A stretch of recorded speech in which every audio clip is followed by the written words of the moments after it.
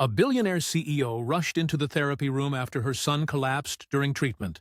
She found the female janitor cradling her child and fired her on the spot for touching him. But what the hospital X-ray revealed hours later changed everything and shattered her with guilt.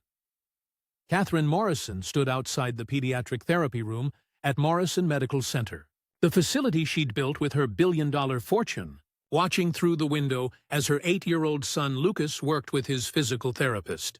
Lucas had cerebral palsy, his mobility limited but his spirit unbreakable, and Catherine's wealth ensured he received the finest medical care available. She checked her watch impatiently, her afternoon packed with board meetings and investment calls, her identity so consumed by CEO responsibilities that motherhood sometimes felt like another business obligation she managed with efficient distance rather than emotional presence. Inside the therapy room, Maria Santos mopped the floors quietly. The 42-year-old janitor, nearly invisible to the medical staff, focused on their important work. Maria had cleaned this facility for 3 years, her gentle nature and careful attention making her beloved among patients who noticed her kindness. Though wealthy parents like Catherine barely registered her existence, during Lucas's therapy session, Maria glanced up and saw something the therapist missed. The boy's face had gone pale, his breathing shallow, his small body beginning to seize in ways that suggested medical emergency, rather than simple fatigue from exercises. Maria dropped her mop instantly and rushed to Lucas as he collapsed, catching him before his head struck the equipment. The therapist turned at the commotion, freezing in shock as Maria cradled the unconscious child, her hands positioned carefully around his head and neck, keeping his airway clear while calling urgently for emergency assistance.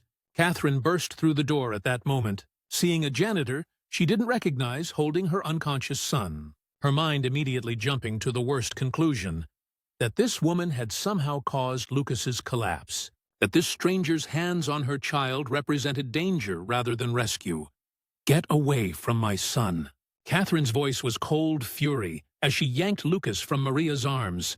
The janitor's careful positioning disrupted as the panicked mother clutched her child. "What did you do to him? Security! I want this woman arrested immediately. She hurt my son." Maria tried to explain through rising panic. "Ma'am, I didn't hurt him. He was seizing. I was keeping his airway clear until help arrived. His neck position is critical." But Catherine wasn't listening. Consumed by terror for Lucas and rage at this janitor she assumed was responsible, her wealth and power making her certain that her judgment was correct, and this woman was guilty. Security escorted Maria out as medical staff rushed Lucas to emergency care. Catherine followed, shouting over her shoulder that Maria was fired and would face legal consequences for touching her son. Maria left in tears, knowing she'd only tried to help, but understanding that powerful people rarely believed janitors over their own assumptions. Hours later, after Lucas was stabilized, the emergency physician approached Catherine with X-rays and scan results, his expression grave. "Mrs. Morrison, your son experienced a severe neurological episode triggered by an undiagnosed aneurysm we found on his brain scan. It could have been catastrophic, fatal even, but someone positioned his head and neck perfectly to maintain blood flow and prevent additional damage. Who provided first aid before we arrived?" Catherine's face went numb as the doctor continued. "Whoever held your son understood exactly what to do. The positioning was textbook perfect for this type of emergency.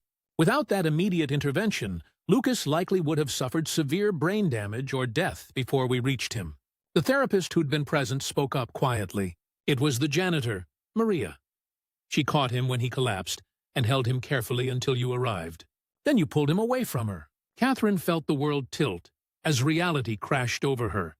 She'd fired and threatened legal action against the woman who'd saved her son's life, assumed guilt instead of recognizing heroism, let her prejudice about janitors blind her to the truth that Maria had been Lucas's rescuer rather than his threat.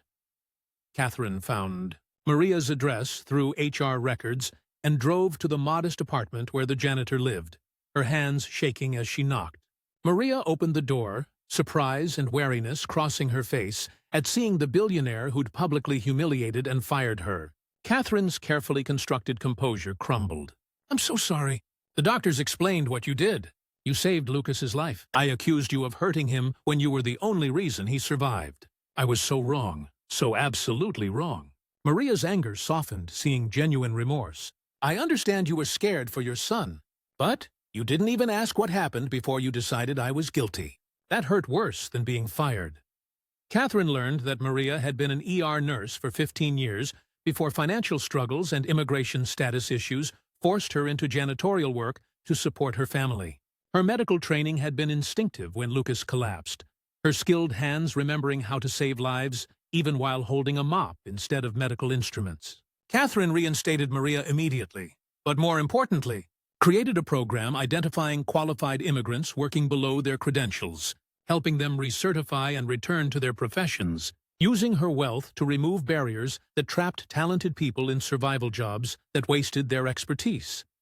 Maria returned to nursing through Catherine's program, eventually becoming head nurse at Morrison Medical Center.